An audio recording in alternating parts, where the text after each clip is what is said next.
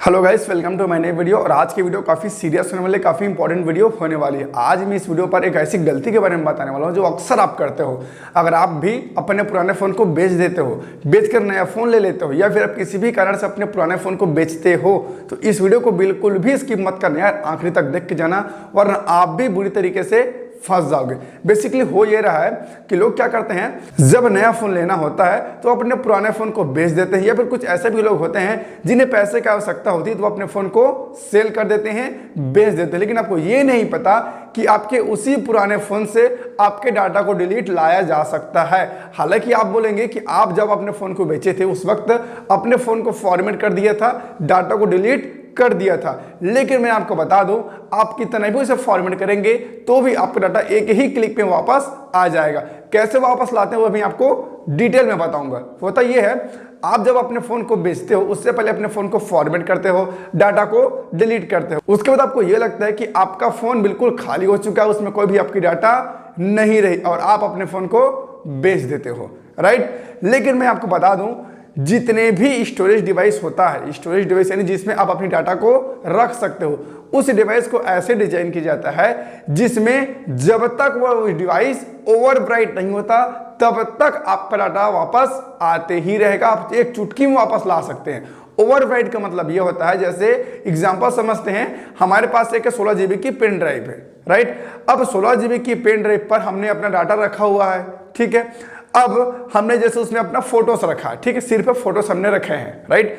अब मैं उस पेन ड्राइव को फॉर्मेट कर दिया, ठीक है, पेन ड्राइव को मैंने फॉर्मेट कर दिया, तो जब हम उस पेन ड्राइव की डाटा को फिर से वापस लाना चाहेंगे तो फट से वापस आ जाएगा, एक ही क्लिक में वापस आ जाएगा। लेकिन वही अगर वो पेन ड्राइव ओवरराइट हो जाएगा तो उसमें की डाटा वापस नहीं आएगी। अब ओवरराइट कैसे करते हैं वो समझिए। जैसे पेन ड्राइव पर हमारा फोटो था, ठीक है, हमने फॉर्मेट किया लेकिन वो वापस आ गया। अब आपको करना क्या है, आपकी जो कुछ भी पर्सनल या फिर प्राइवेट फोटोस है, ठीक है, वो आपके पेन ड्राइव में थी तो अपने पेन ड्राइव को पहले फॉर्मेट कर दो, ठीक है।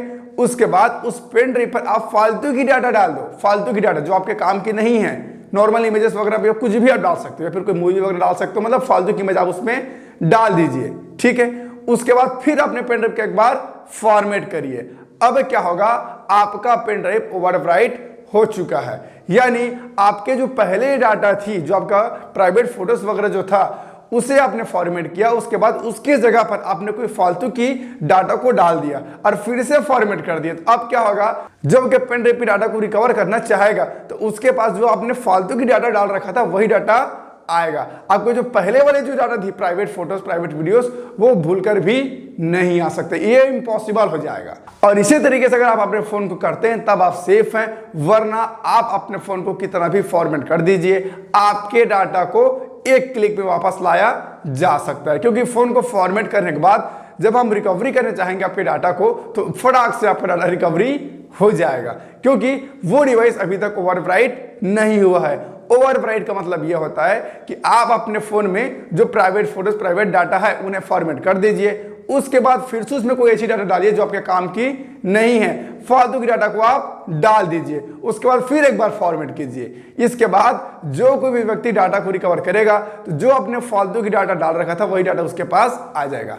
मेन आपका जो डाटा था पहले वाला वो वापस आ ही नहीं सकता, कोई हाल में वापस नहीं आ सकता। और अगर आप ऐसा नहीं करते तो डेफिनेटली आपकी प्राइवेट फोटोज, आपके प्राइवेट वीडियोस या आपकी जो कुछ भी इमेज थी आपके फोन में वो फटाक से वापस आ जाएगी। दोस्तों, इस वीडियो को बनाने का मेरा मकसद बस यही था कि आपको अवेयर कर पाऊं, आपको सतर्क कर पाऊं, आपको ये बता पाऊं कि ऐसा भी कुछ होता है आज के टाइम पर जो लोगों को मालूम नहीं है।